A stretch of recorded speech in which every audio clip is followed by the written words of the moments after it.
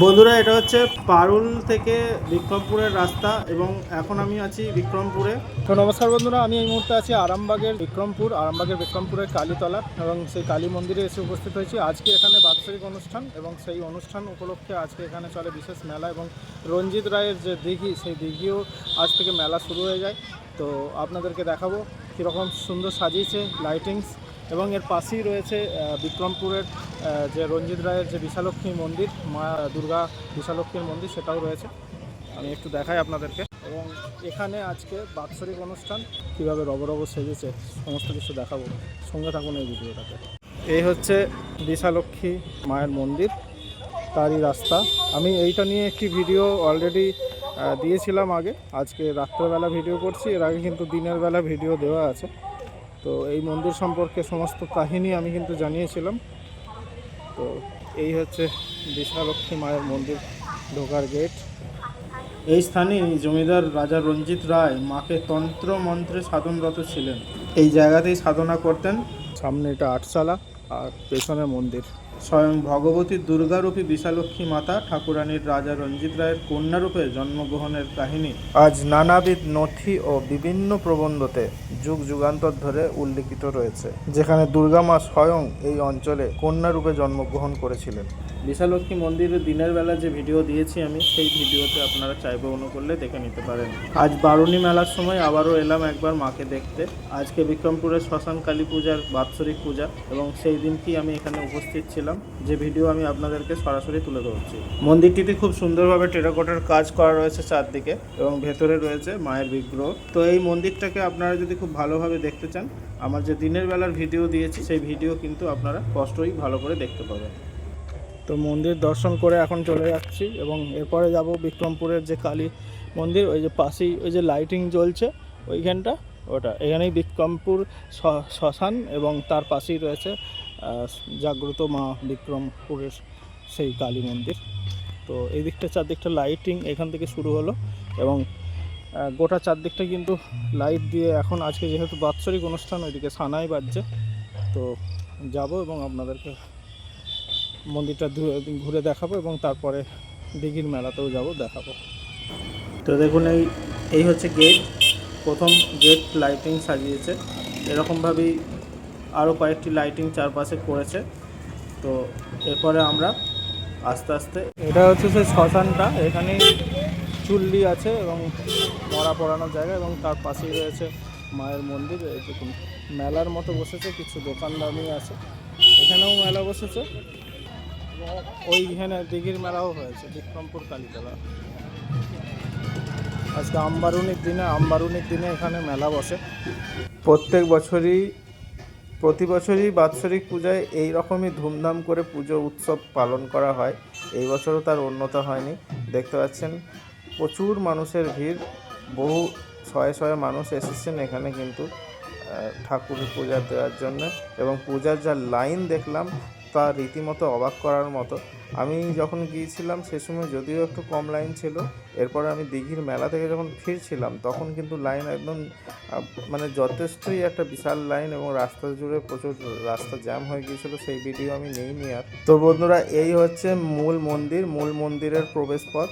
মূল মন্দিরকে খুব সুন্দরভাবে ফুল দিয়ে সাজিয়েছে চারদিকটা, যেহেতু বাৎসরিক পূজা বলে কথা, সেজন্য এরকম ফুল দিয়ে এত সুন্দরভাবে সাজসজ্জা তো থাকবেই। তো আমি ক্রমশ ক্যামেরা নিয়ে একটু এগিয়ে এলাম মায়ের দিকে। তো যখন মাকে ফুল দিয়ে মালা পরানো হচ্ছিল, সেই মালা পরানোর সময়ই আমি এসে উপস্থিত ছিলাম, একদম ঠিক সময়ে এসে উপস্থিত হয়েছি। দেখুন, আপনাদেরকে দেখাই, মাকে এবারে মালা পরানো হবে, মাল্যদান করা হচ্ছে। এবং সামনে যিনি আসছেন ইনি হচ্ছেন এই মন্দিরের প্রধান পূজারী। তো উনি মাকে প্রতিদিন পূজা করেন।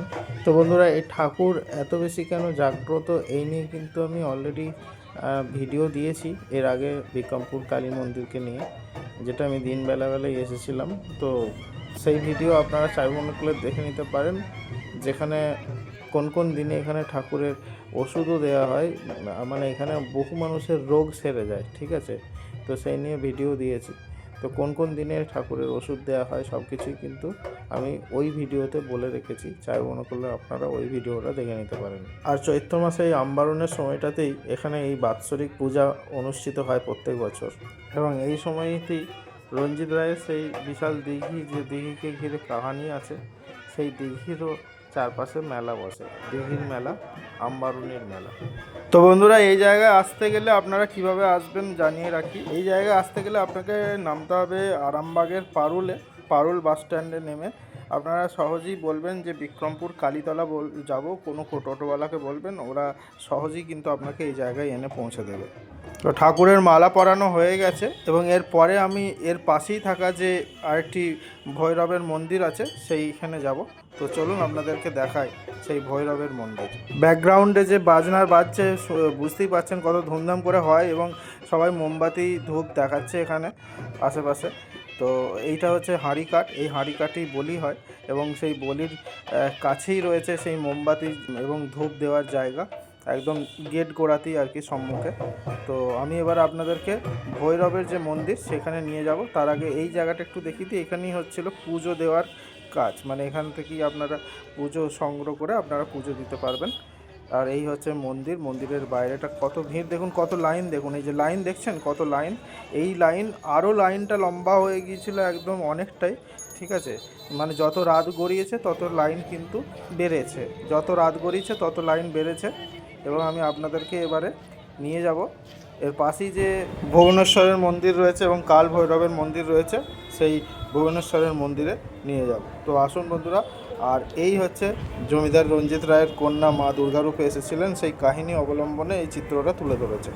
তো এই হচ্ছে কাল ভৈরব এবং বাবা শিবের মন্দির, ভুবনেশ্বরের মন্দির যাওয়ার রাস্তা একদম মায়ের মন্দিরের পাশেই।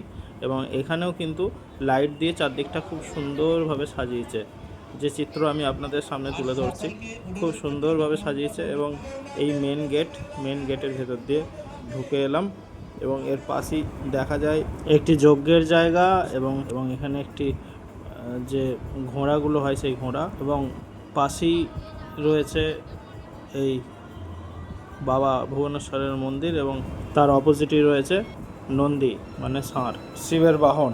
এই আজকের দিনেই কিন্তু এই মন্দিরকে এত সুন্দরভাবে লাইট দিয়ে সাজানো হয়, যেটা আমি আপনাদেরকে তুলে ধরছি। দেখুন সমস্ত ছোট ছোট জায়গাগুলোকেও কিন্তু লাইট দিয়ে সাজিয়েছে, লাইট দিয়ে কীরকম সুন্দরভাবে সাজিয়েছে দেখুন। তো যারা বিক্রমপুর কালী মন্দির আসবেন, একদম পাশেই থাকা এই মন্দিরটা অবশ্যই দেখে যাবেন, কারণ একদম দুটো লাগোয়া, তো এখানে মিস করার কোনো ব্যাপারই নয়। আপনারা একটা দেখতে এলেই দুটো দেখা হয়ে যাবে, তো সেটাই হয়ে গেছে এখন। এটা কিন্তু এক সময় এত সুন্দরভাবে সাজানো ছিল না, বা এক সময় এতটা ভালো তৈরি ছিল না। তখন শুধু মানে সবাই বিক্রমপুর কালী মন্দির হিসেবেই চিনত। এখন কিন্তু বাবা ভুবনেশ্বরের এই মন্দির আলাদা করে নতুন করে স্থাপন করা হয়েছে এবং এটাও কিন্তু এখন মানুষ দেখতে আসে, আর খুবই ভালো লাগে। আমিও এর আগে এসেছিলাম, তো এবারেও এসে আমি দেখে গেলাম। তো যারা আসবেন তারা কিভাবে আসবেন তাদেরকে তো আমি অলরেডি বলেই দিলাম যে কিভাবে আসবেন। তবু কোনো রকম কোয়ারি থাকলে আপনারা আমার এই কমেন্ট বক্সে করতে পারেন, তো আমি চেষ্টা করব আপনাদেরকে আনসার দেওয়ার। আর আজকের মতো ব্লগটা এখানেই শেষ করছি এবং পরের ব্লগে ফিরছি পাশেই থাকা রঞ্জিত রায়ের দিঘির মেলা, যেখানে সেই মেলাকে নিয়ে দেখা হচ্ছে বন্ধুরা পরবর্তী ব্লগে। Till then take care, bye, জয় শ্রীকৃষ্ণ, সবাই খুব ভালো থাকবেন।